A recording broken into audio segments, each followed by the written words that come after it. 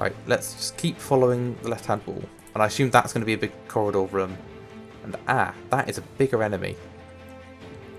Right. Oh?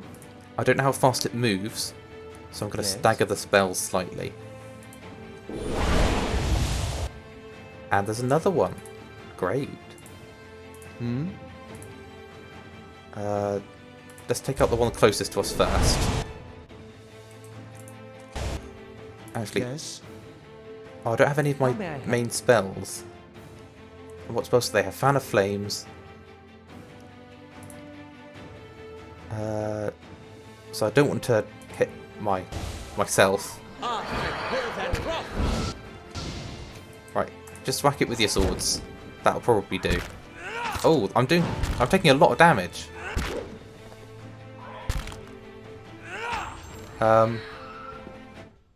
What can I do about... I might need to make camp.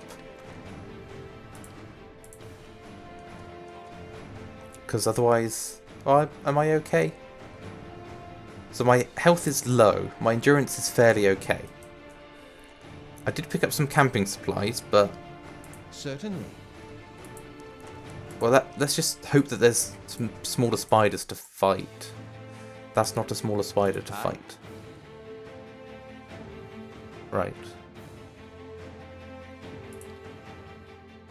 So I can do that to them. You don't run away. You just throw spells. You do some more spell type stuff. Sure, hit them with spells.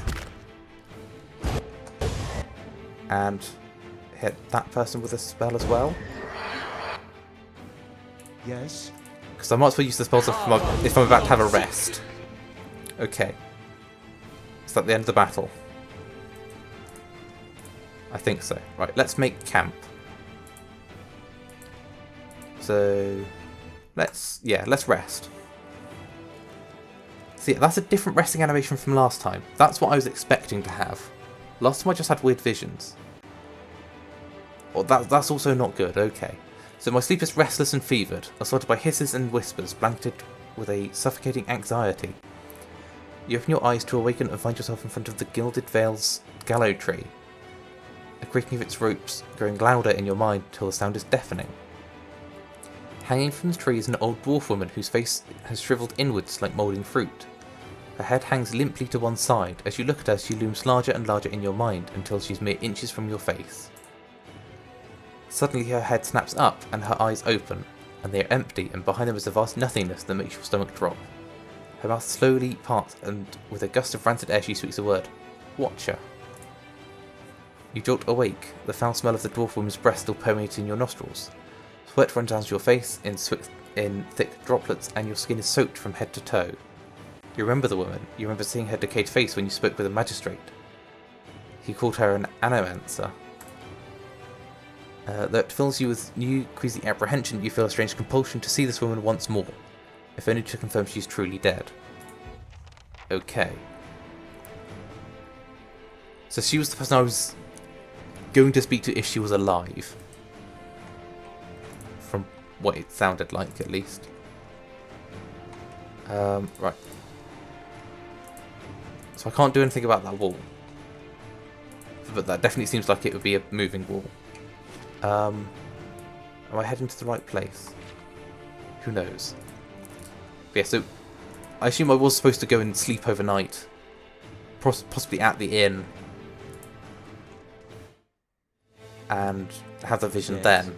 Rather than going and having it mid-dungeon. Oh? But... well, it's happened now, so... How may I help? Cast spells. Please cast a spell. That is how you can help. Right. Oh, there is another one. Run the other way. So. Oh, I'm still not at full health. It's unfortunate. Grimoire slap. Go slap him. Yes. And you... edit Grimoire. No. I want you to just do... just go stab him, I think. Actually, no. because he's quite a big one, and he's a different colour, cast the powerful spells. Actually, now just go stab him. And I've gone unconscious again. Okay. Maybe cast some spells. Ouch. Okay. So, a haze fills the air. So there's a dwarf. So there's another ghost. A powerful energy. So the energy surges towards me and suddenly I'm elsewhere. I'm running, my footsteps echoing off the stone around me. I forgot to tie my sandals and they're slipping from my feet. The rite is going to begin without me. So I hear the tolling of the bell, and my spirits lift, as I recognise the familiar warped tone of the right hand, representing the first of the dawn stars to appear in the night sky. So the light fades as does the memory. Am I alright? You're going to have to get used to it. So, yeah, I don't know what's going on. I assume my character doesn't either. So I probably should have that examined. But yeah, the dwarf was hung. Okay. Indeed. So is there anything I can do to actually restore my health? Seeing as we're both fairly low on health. Do I just need to have more rests? I assume that is what I need to do. Oh? So I can do second wind to regain health.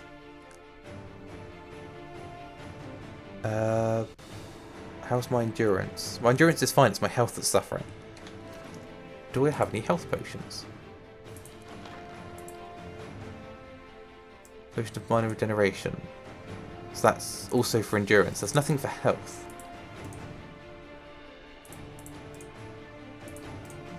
Yeah, that's all just for endurance. So I think I'm just gonna have to cope with it, unfortunately.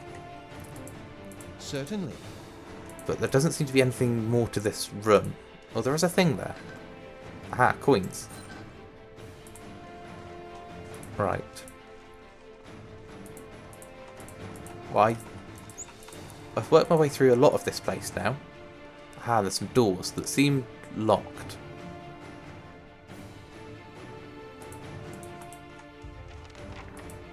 Okay. So I could ring the bell. I kind of want to explore more of this place first, though, because that might just be the next area, and that would be it. So the vermin have scoured the plates, and mould grows across the table. So I'm still trying to keep an eye out for any unusual bits and pieces. So, to His Grace, I write to implore, and the rest of the letter is crossed out and then abandoned altogether. Aha, mysterious bookcase. So that has got damage reduction and concentration boost. It's useful. That's all there is there. There's prayer scrolls. And I assume there's going to be something in this room. Hopefully not an enemy. I shall make it so. So I have 5 lockpicks. Sure, let's pick the lock. Done. And that apparently worked. And that is a crossbow, which neither of the people in my party are going to use. Okay, that's everything for that room. Where am I back to? Is it just the top right hand side left to do? Which hopefully means there won't be too many more enemies. I say as an enemy appears. Yes. But yeah, let's both just throw some spells at it. And more spells. Not quite. Is that the spider dead? Not quite. There we go. Spider Certainly. dealt with. And this seems like the kind of place another ghost would be. That is what I was going to say. So the nearby crystals light the crackled mosaic floor in shades of orange. At certain angles, the metallic symbol beneath your feet gleams gold. The air shimmers as if with summer heat. Fairy dust and air seem to pull together until a thin glowing mist appears before me. Its rippling glee, you sometimes think you can see the shape of a man. Who are you? So the spirit surges with blazing light, and in the next moment I'm somewhere else, so I'm getting another vision. I'm in the chapter hall. Priests and faithful have gathered in a great crowd, spilling into the hall. So my own grief is mirrored in the faces around me. Some of the initiates are weeping. Something's happened. Someone has snuffed the candles and the room is dark, save for the podium, lit from behind. 2 people stand before it, lit in silhouette. A man is shouting, voice so ragged with fear you cannot understand what he says. Her strength will see you all through the dark times. You feel that hope is like a spot between your ribs. Someone is singing. The spirit tears itself from you with sudden dizzying force, and I find myself back before the ruined altar. And they fade. Are they going to question it again? Nope, it's normal now.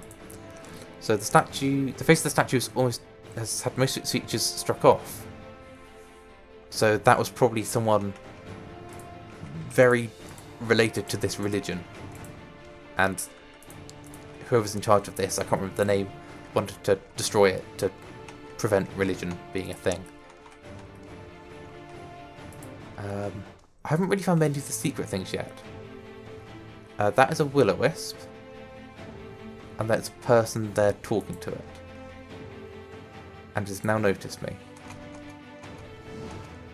Okay, let's throw some spells. Aye?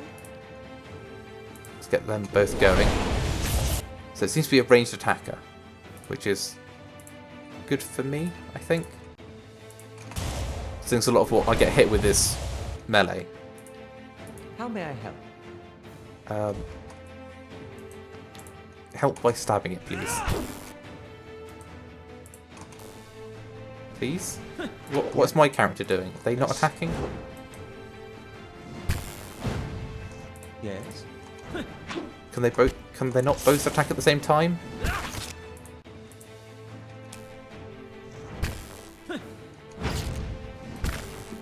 Ow. How may I help? Stab it. There we go. So there is a person there who I'm slightly suspicious of, Certainly. and they've disappeared because they were a ghost. They look very real for being a ghost. So this apartment is worn and tattered, and the ink upon it is faded. In this time of hardship, something must have just as much faith in ourselves. Okay. Well, I guess I now just need to head back over to where the bells were.